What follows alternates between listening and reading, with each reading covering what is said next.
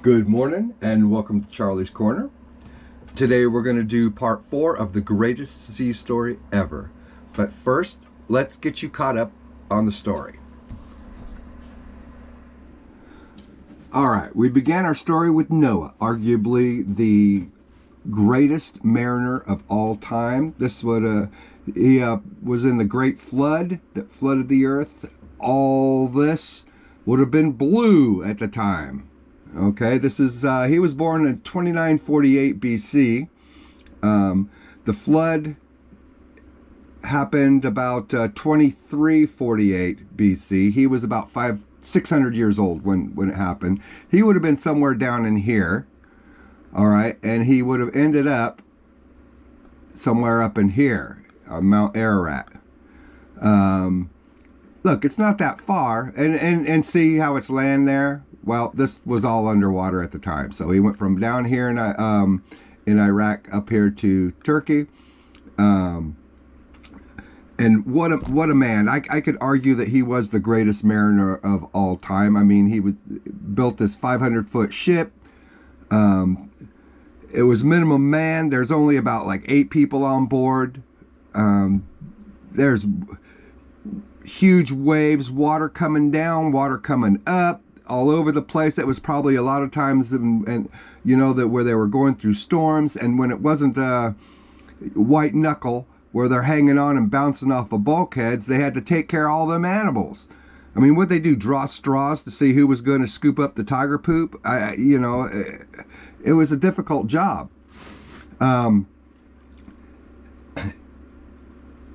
After the flood, he had a son named Japheth, and then there was Magog and Both, and then there was a guy named Phineas Farsaid, and he was the king. In this area right here above the Black Sea, there was a kingdom called Scythia, and he was the king of Scythia, and he took part in the building of the Tower of Babel down here. Well, his son Nell, who was born at the Tower of Babel, ended up marrying the Skoda, princess who was the daughter of the Pharaoh of Egypt. Eventually they're up here in Scythia, and they sail down through here, down through the Mediterranean, many years, and they end up right here on the north coast of Iberia. From there, its son, generations down, its son Mill of Spain takes his 4 sons. They go across here to Ireland. See, Ith had spotted Ireland a long time ago, and he went up there to check it out. Well, he ended up getting killed. His son Mill of Spain was he was upset about that, so he took his 4 sons. He went up there just to kick butt, and he did so. Him and his 4 sons and their army, they had many ships that landed here in Ireland, and they went to war with the Tuatha Dé, banished them underground, and 3 of the sons divided up the island into, and became all the kings of Ireland ended up descended from one of those 3 sons. Ahriman was one of those 3 sons, and each of the 3 brothers had a lion to signify their kingdom. This is the red lion of Ahriman. There was another one that was blue and one that was gold. All right, Ahriman's lion was red. All right, and this is important because it shows up later down the road. All right, so Ahriman had a descendant, Fergus More, Ahriman was about, when was he? He was about 1684 BC. All right, so time goes by, and by 500 AD, there's this guy, Fergus More. And Fergus More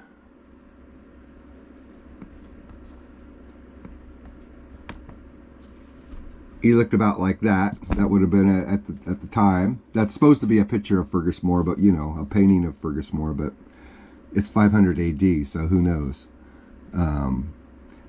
But anyways, he goes. He's now the king of Riada, and Riada, I got a map of it. Let's see. Riada. Dun dun dun. Where'd it go?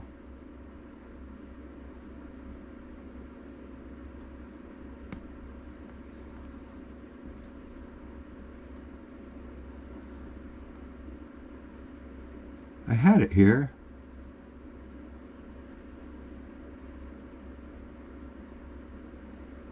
All right, let's back up. Let's go to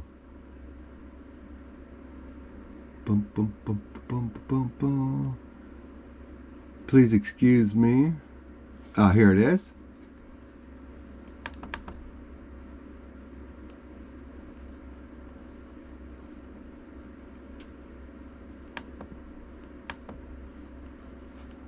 All right, let's bring this up, make this a little bigger.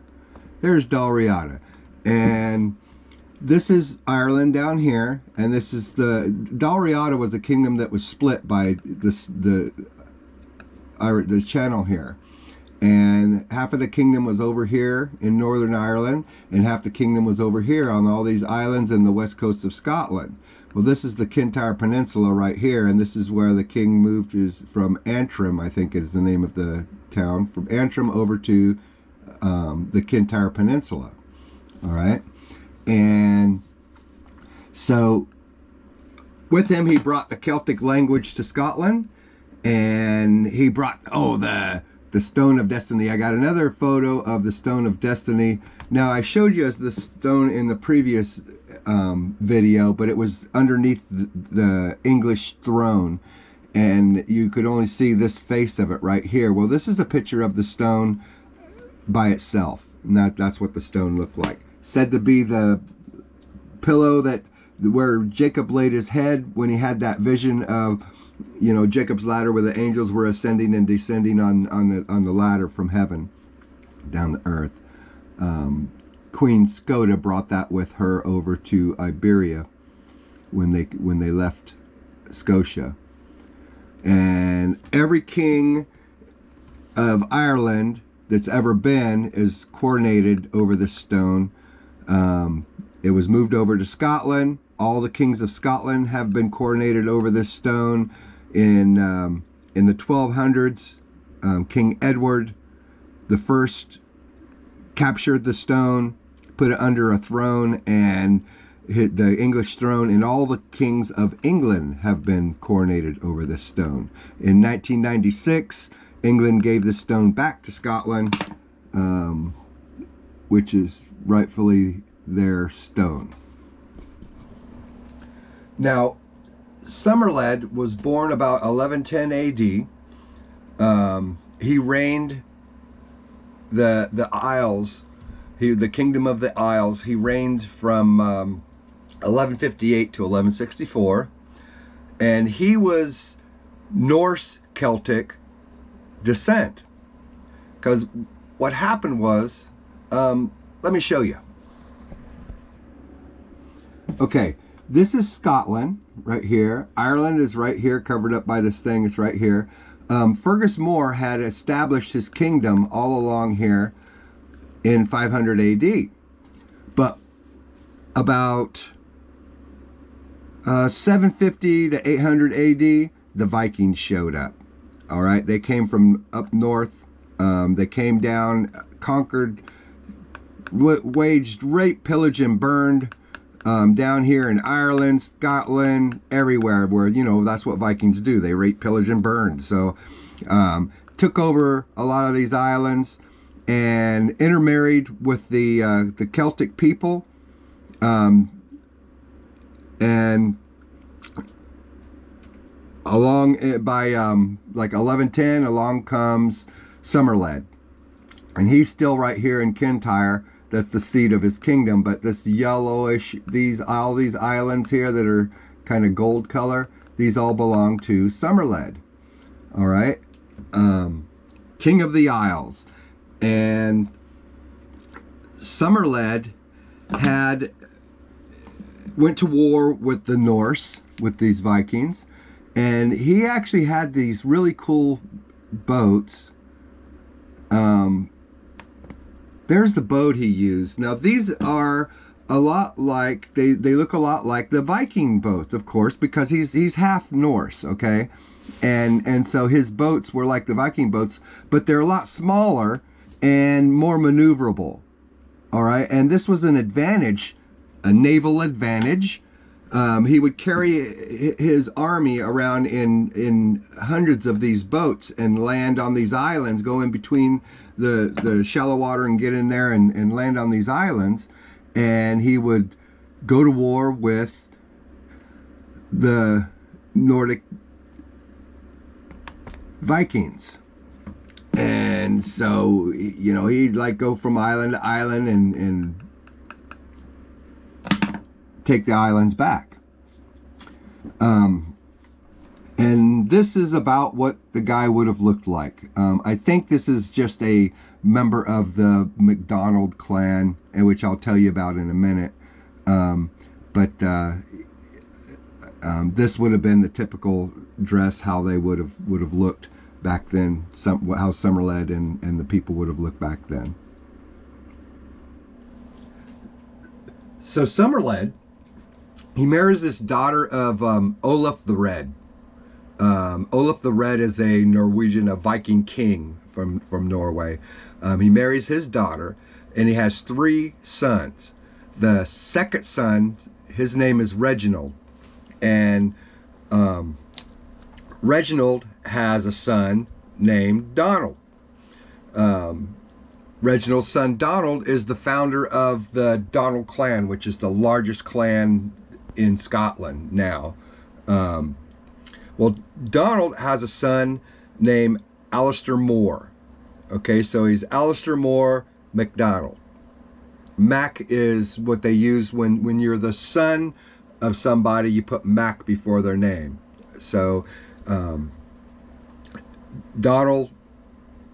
Alistair Moore is the son of Donald, and so he is Alistair Moore MacDonald. He founds the MacDonald clan.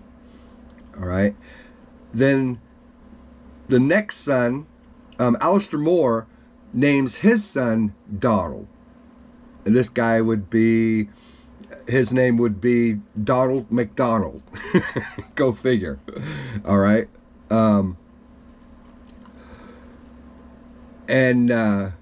Excuse me, not Donald MacDonald. He would be Donald McAllister, because he's the son of Alistair. All right.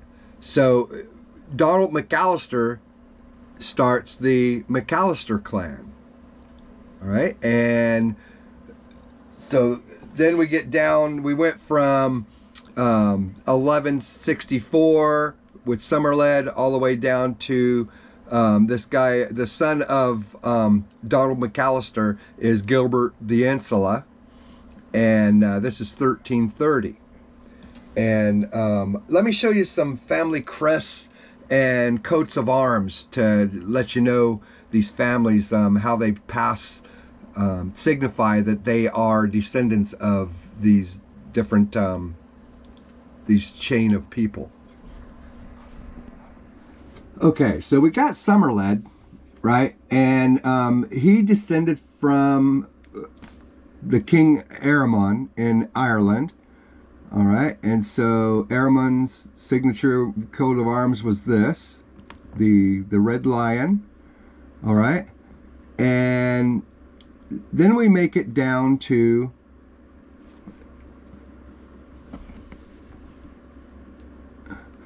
the MacDonalds.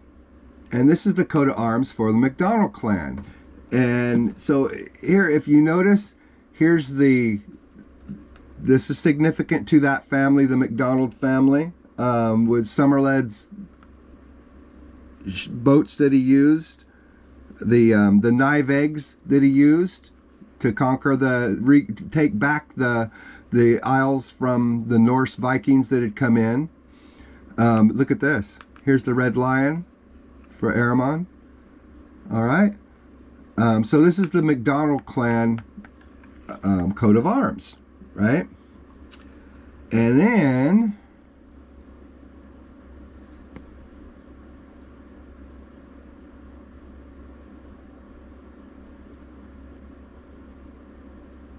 okay, here's that's those boats I was talking about, the knife eggs that Somerled used.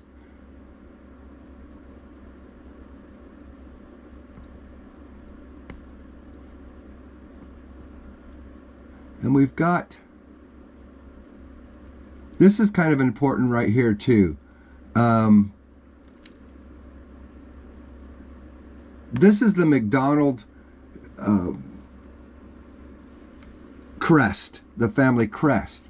And if you notice right here, it says per mare, per terrace. That means by sea and by land. All right, that was their family motto for the MacDonald clan, which descended from Somerled, which descended from Eramon, High King of Ireland. So to recap, Somerled reigned 1158 to 1164. He married a Norse, Olaf the Red, a Norse king's daughter. They had 3 sons. One of his sons, Reginald, founded the Donald clan, and then there came the MacDonald clan, and then from then came the McAllister clan, a direct link up through the generations. All right, now things that are important to remember about this. The family motto, per mare, per terrace, by sea, by land. That tells something about the family. They were all over the place. They were explorers. They were the kind of people that wanted to know what was over the horizon. The knives that they used, the knife eggs that they used, the small versions of the Norse, the Viking boats.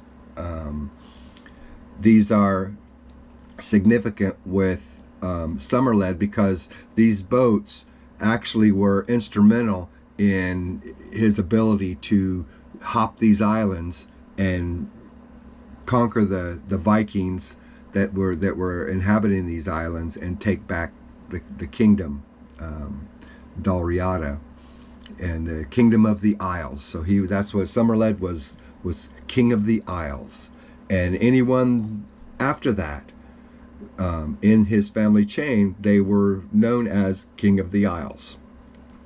And these are the Western Islands and the western coast of Scotland. And so that wraps it up for about now. And next time we're going to talk about